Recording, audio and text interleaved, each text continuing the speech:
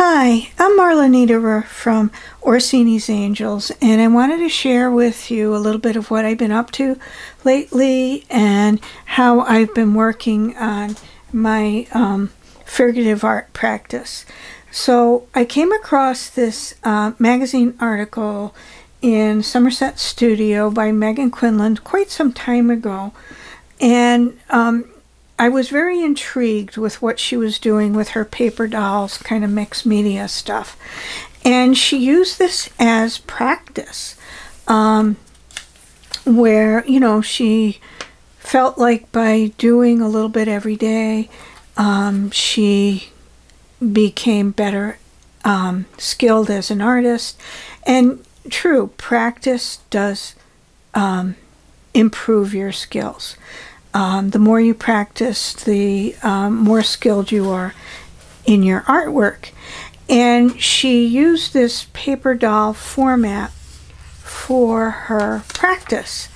And I was just intrigued. And then I saw Angela Kennedy using, well, to backtrack, Megan developed some stencils that she sells in her Etsy shop to create these paper dolls. And then I saw on the internet Angela Kennedy. She was using Megan Quinlan's templates to create her paper dolls, and I love her work.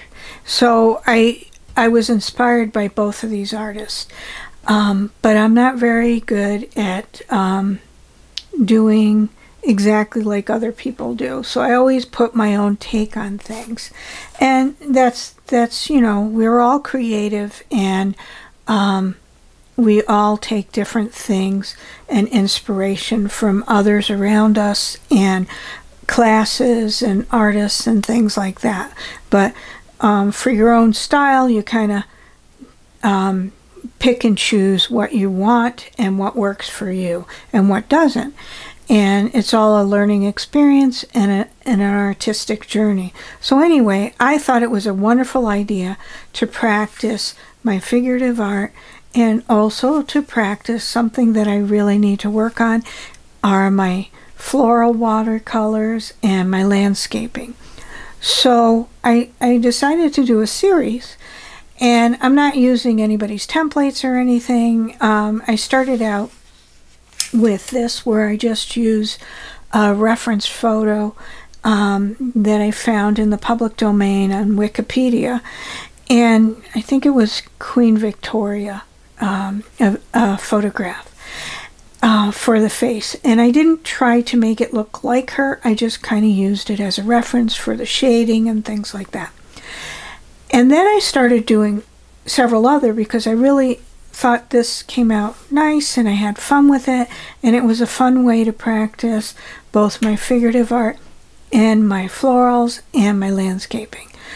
But as I was doing it, I started having a little difficulty, because I'm not the kind of person that could look immediately and see whether the eyes and the facial features are placed exactly where they're supposed to be until it's too late. Like, you know, and I do use a lot of watercolors. So once you put the watercolors down, it's hard to switch things around unless you were going to go in with another medium on top of it. And I really like using the watercolors. So I wanted to share with you today a trick that I developed for figuring out where the facial features should go when I'm doing my figurative art. What I did is I took the time to develop a face template system. Now, there's a lot of different methods of face mapping so that you know exactly where everything should go, and it takes quite a bit of time, because you're drawing a grid, you're making sure whatever reference photo you're using a grid and that kind of thing. And I just didn't want to deal with that. So I wanted something quick and easy. So what I came up with is a template grid type thing. And I'm going to be putting this in my shop. I developed 3 different sizes, a large, medium, and small. And like for this particular one, you know, we're dealing with a large face. And what I did when I drew it, and I did use the template for this, and I'm going to show you how I did it. But you have the markers right there. And then what I did in addition is I set up, you know, like you could put a face here, which will show you where the eyes should go. And to start out with, this one would show you where the inner corner of each eye, the nose, and the mouth. So I'm, you know, without going a little further, I wanted to show you how I did this and do an example using this. Now, what I did when I put it together, this is the first one, where it's facing front on. And then I did include in the grid, because that doesn't always happen. Sometimes you have faces that are 3/4. Like this one is more of a 3/4 face. So what I did is make another set for the 3/4 view. And in addition to that, if you're doing the front facing, I mean, you might not always want the eyes to go exactly center, so you might want them looking one way or the other. So that's something. Well, this one is from the other one, but so yeah, so this one would be looking this way, this one would be looking this way, and this one would be looking right directly at you. So before I talk too much and lose your attention, I'm going to show you how I did it. So, and basically, I am going to put these in the shop, and they will be something you can just download digitally and then cut out. And each one, I will put what size hole punch you need for the eyes for each size. This could be used with just something that you poke into the cardstock. And I did print them out on, it's 110-pound cover stock, so that it's a little sturdier to use. But anyway, so let me get going. And I think what I'm going to do is use this as a reference. So I'm going to put it over there, and in that picture I tilted the head. So I'm just using a mechanical pencil, and I'm just going to draw my oval.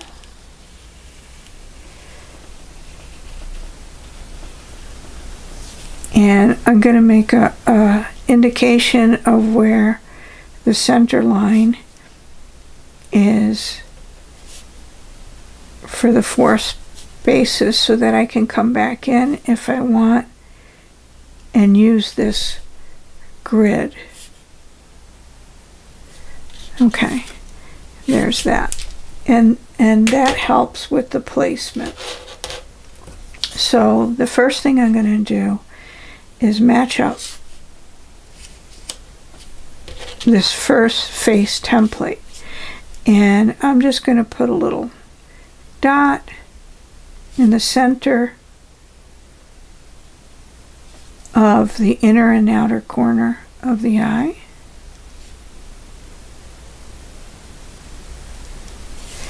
And then I'm just going to draw the nose and the mouth. And when you're creating art, you don't want every face to look the same. So this gives you a lot of leeway. So for the first one, I'm just going to use the center eyes. Let's see, that's this one. And I'm just going to put it in place and match it up to those lines and just draw the iris of the eye. And you can see it's pretty centered. Now if I wanted to do a sideway glance, I can just show you that if I did that, you can see where it's coming a little bit further to the side, and this one would be going a little further to this side. So what I typically do is, you know, you're not going to see the entire iris unless somebody's in absolute fright. So I'm just kind of rounding that out. So what I do is I just kind of make a little half circle here, and then I'm going to go from here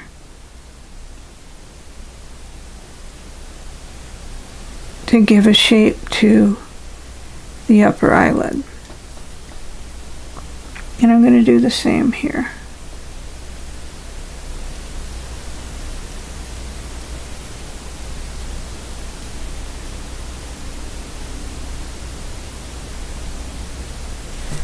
And then using the top of the iris, I'm going to use that for the placement of my upper lid. And I'm going to do the same here.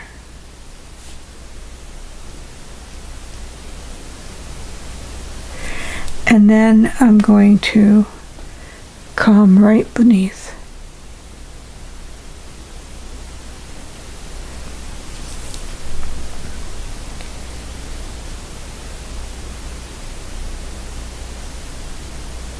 For the lower lid.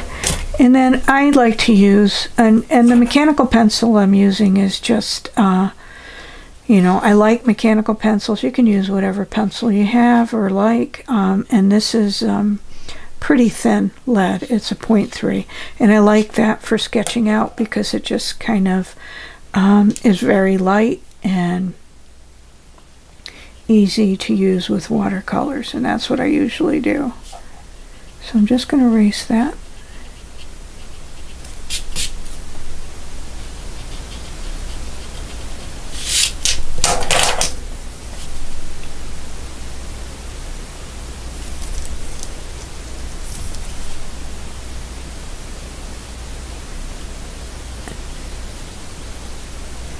There. And then what I do is I'll use this for the placement of the nose.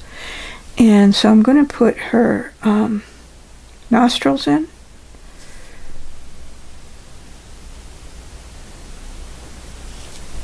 And then I'm going to put this back for the eyebrows so that I have a good placement of them. And I'm going to go along this line and do the same here just to give me a reference. And then, you know, an eyebrow is typically not just straight, so I'm going to bring it down, do the same over here.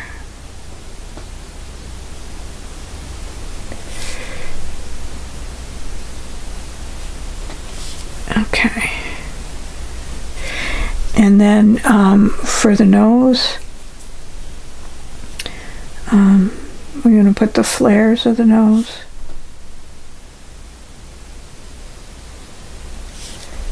And then for my reference, there was more shadows here, so I'm going to draw in the nose on this side, and this will where the shading will be, and then typically there's a little bit here too. So typically if I wasn't using this, I would be going through the process of measuring, you know, the distance of the eyes and the distance between them.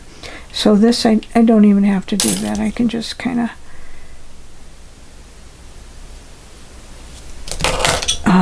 do this quick and easy and get good results. And then I will use this for the mouth. And it's a reference, you know. It's not necessarily exactly the shape of the mouth you want, because you're going to want to change it up depending on what you're drawing or who you're drawing. And, you know, you can make this an open mouth or you can make it a closed mouth. So if I were to choose to do it as an open mouth, I would leave that space and kind of go like this and then put the lower lip there. But I'm going to choose to keep her mouth closed. So I'm just going to erase a little bit my extra lines.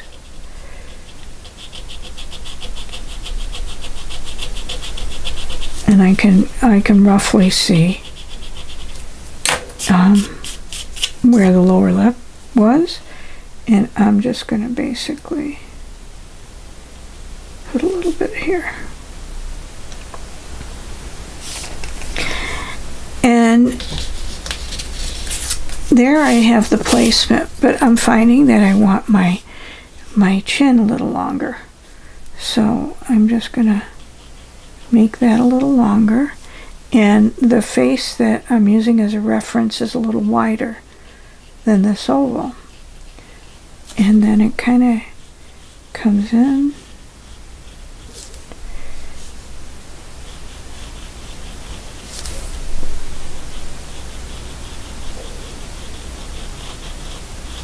So I'm just kind of drawing it that way.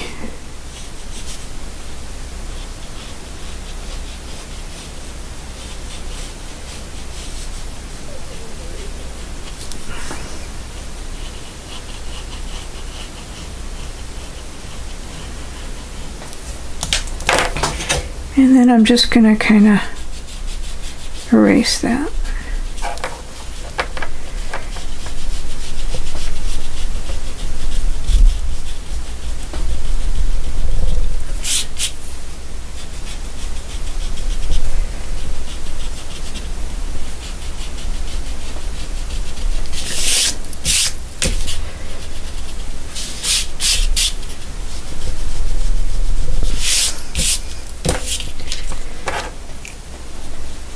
And I'm going to place her ears.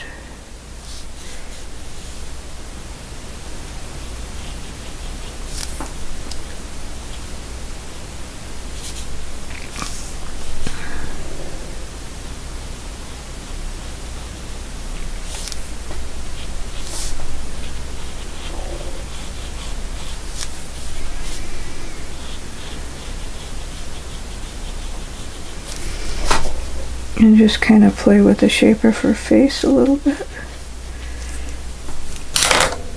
And I made it a little too long, so I'm just going to bring it up a little bit.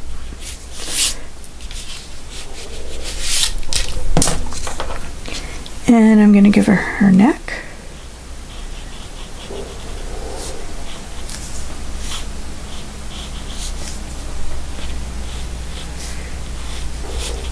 And in the reference photo, one shoulder is a little higher than the other.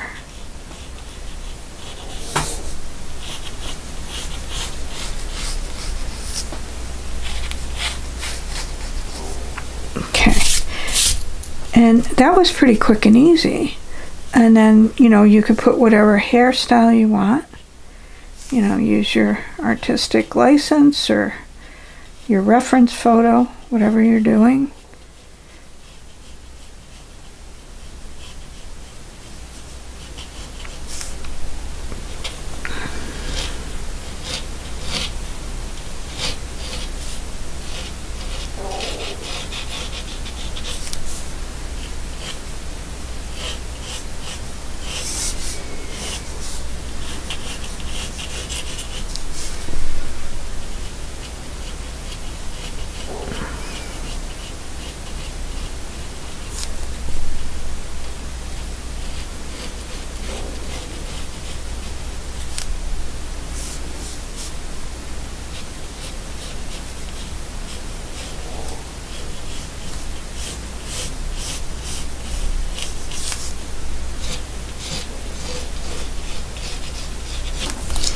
I'm just going to take a peek.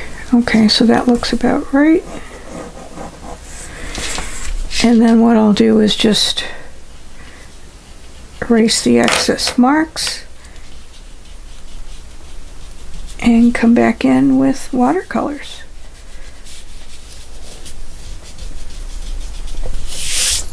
And there, easy peasy. So I hope you enjoyed watching this. And you know, you can use whatever method you want for your face mapping, but I just thought this was a real easy way, so I thought I would share it with you.